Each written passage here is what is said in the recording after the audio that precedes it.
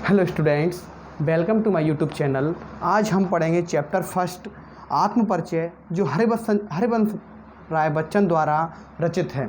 आत्मपरिचय पहली कविता है जो निशान निमंत्रण काव्य से ली गई है। तो देखो, मैं चैप्टर पढ़ने जा रहा हूँ। मैं जग जीवन का भार लिए फिरता हूँ, फिर भी जीवन में प्यार लिए फिरता हूँ। कर दिया किसी ने झंकृत जिनको छूकर, मैं सांसों के दो तार लिए फिरता हूँ। यहाँ पर कवि कहता है कि मैं जग जीवन में संसार रूपी जीवन का भार धारण किए हुए हूँ और उसे लिए फिरता हूँ, फिर भी जीवन में प्यार लिए फिरता हूँ। फिर भी मैं जीवन में प्यार लिए यानी प्यार बांटता ही रहता हूँ। कर दिया किसी ने झंकृत जिनको छूकर, यानी उस प्यार को किसी ने छूकर झंकृत हिला दिया है, झंकार कर दिया है, लेकिन मैं सांसों के दो तार लिए फिरता हूँ। यहाँ पर सांसों के दो तारों का मतलब है सुख और दुख लिए फिरता हूँ। यहाँ पर कवि ने कहा है कि मैं यहाँ पर दो सांसों के तार सुख और दुख को लिए फिरता हूँ। दूसरी पंक्ति पढ़ने जा रहे हैं। मैं स्नेह सुरा का पान किया करता हूँ, मैं कभी ना जग का ध्यान किया करता हूँ। जग पूछ रहा जिनकी, जो जग की गाते हैं, मैं अपने मन का गान किया करता हूँ। तो देखो, यहाँ पे कवि ने क्या कहा, स्नेह सुरा का मतलब है प्रेम रूपी मदरा। मैं प्रेम रूपी मदरा का सेवन किया करता हूँ। पान का अर्थ होता है सेवन किया करता हूँ। मैं कभी ना जग का ध्यान किया करता हूँ। अब मैं प्रेम रूपी सब मदरा का सेवन करता हूँ तो मैं कभी भी प्रेम इस संसार का ध्यान नहीं किया करता हूँ। जग पूछ रहा उनको जो जग की गाते हैं। यह संसार ऐसे लोगों को पूछ रहा है जो जग की गाते हैं। यहाँ पे जग की गाने का मतलब है जो संसार की चापलूसी करते हैं। मैं अपने मन का गान किया करता हूँ, फिर मैं अपने मन में गान किया करता हूँ और मैं मस्त जीवन जिया करता हूँ। मैं निज उर के उद्गार लिए फिरता हूँ। निज उर मतलब होता है नए, उर मतलब होता है हृदय। मैं अपने नए हृदय में, उद्गार मतलब होता है भाव, नए नए भार लिए फिरता हूँ। मैं निज उर के उपहार लिए फिरता हूँ और मैं अपने जीवन में नए नए उपहार हृदय में, उपहार का अर्थ होता है भेंट किए फिरता हूँ। है यह अपूर्ण संसार ना मुझको भाता। अपूर्ण का अर्थ है अधूरा। कवि कह रहा है कि मुझे यह अधूरा संसार कभी भी नहीं भाता है, अच्छा नहीं लगता है। मैं सपनों का संसार लिए फिरता हूँ, लेकिन मैं अपने जीवन में सपनों का संसार लिए फिरता हूँ। मैं जला हृदय में अग्नि की दाह करता हूँ, सुख दुख दोनों में मग्न रहा करता हूँ।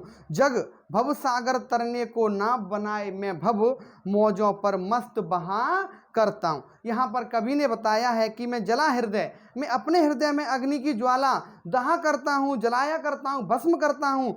सुख दुख दोनों में मग्न रहा करता हूँ। चाहे मेरे जीवन में सुख आए चाहे दुख आए, लेकिन मैं दोनों में ही मग्न रहता हूँ। मग्न का अर्थ है खुश रहता हूँ। जब भव सागर तरने को नाव बनाए, जग मतलब होता है यह संसार, भव सागर संसार रूपी सागर तरने के लिए नाव बनाए, लेकिन मैं भव मौजों पर मस्त बहा करता हूँ। लेकिन कभी कहता है कि मैं भव मतलब होता है संसार, मैं मौजों पर, जो भव के संसार मौजें हैं, लहरों पर मैं मस्त बहा करता हूँ। मैं यौवन का उन्माद लिए फिरता हूँ, उन्मादों में अवसाद लिए फिरता हूँ। जो मुझको बाहर हंसा रुलाती, भीतर मैं हाय किसी की याद लिए फिरता हूँ। यानी मैं यौवन का अर्थ होता है जवानी, उन्माद का अर्थ होता है खुशी। मैं अपने जवानी में खुशियाँ लिए फिरता हूँ, उन्मादों के अवसाद लिए फिरता हूँ, यानी उन खुशियों में अभी कष्ट लिए फिरता हूँ। अवसाद का अर्थ होता है कष्ट लिए फिरना।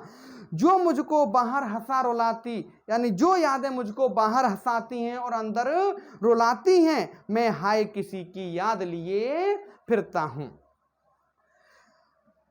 कर यत्न मिटे सब यह किसी ने जाना, नादान वही है हाय जहां पर है दाना।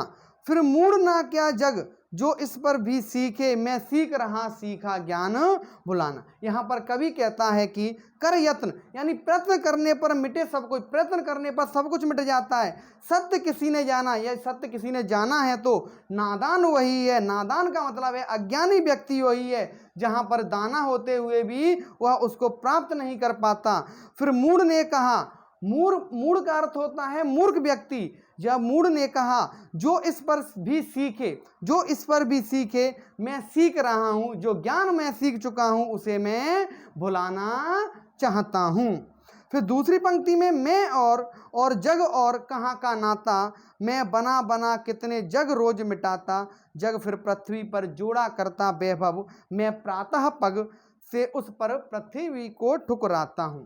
यहाँ पर कवि ने कहा है मैं और, यानी मैं और जग का, कवि का और संसार का कहाँ का ऐसा नाता है। मैं बना बना कितने, ना जाने मैंने कितने संसारों को रोज मिटा दिया है।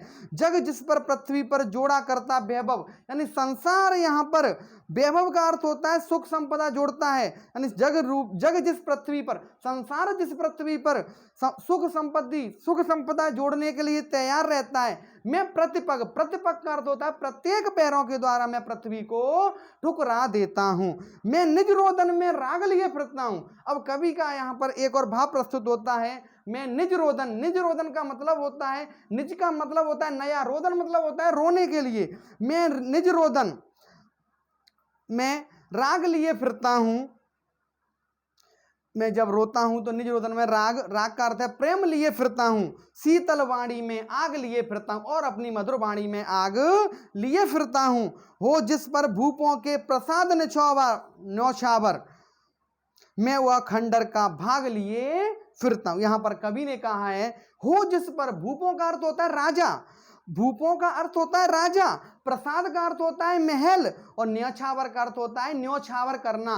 तो यहां पर कवि कह रहा है चाहे मुझ पर राजाओं के महल ही क्यों ना न्यौछावर हो जाएं, मैं वह खंडर का जीवन का भाग लिए फिरता हूं, लेकिन मैं अपने जीवन में मात्र वह खंडर जो मेरे जीवन में आया हुआ है, मैं उसी जीवन को लेना चाहता हूं।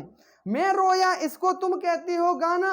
फिर कवि कहता है यहाँ पर, यानी जब मैं रोता हूं तो संसार के लोग मुझसे कहते हैं तुम क्या गाना गा रहे हो। जब मैं वही रोना फूट फूट कर रोता हूं, तुम कहते हो छंद बनाना। जब कभी फूट फूट कर रोने लगता है तो संसार के लोग कहते हैं कि तुम छंद बना रहे हो। क्यों कभी कहकर संसार मुझे अपनाए। अब संसार मुझे कभी कहकर क्यों अपनाएगा। मैं दुनिया का हूं एक नया दीवाना, लेकिन मैं दुनिया का एक ऐसा दीवाना हूं, मस्ता दीवाना हूं, जो अपनी मस्ती में जीवन को जी रहा हूं। आगे, मैं दीवानों का वेश लिए फिरता हूं। मैं दीवानों मतलब होता है प्रेम भाव का वेश लिए फिरता हूं, दीवानों मस्ती का वेश लिए फिरता हूं। मैं मादकता निशेष लिए फिरता हूं। मादकता मतलब होता है प्रेम भाव, और सिर्फ शेष लिए फिरता हूं। यानी कवि ने कहा है कि मैं यहाँ पर मात्र प्रेम भाव सिर्फ लिए फिरता हूं। जिसको सुनकर जग झूम झुके लहराए, यानी मेरी कविताओं को सुनकर संसार क्या है, झूमे झुके लहराए। मैं मस्ती का संदेश लिया फिरता हूं, और मैं अपने जीवन में मस्ती का संदेश लिए फिरता हूं।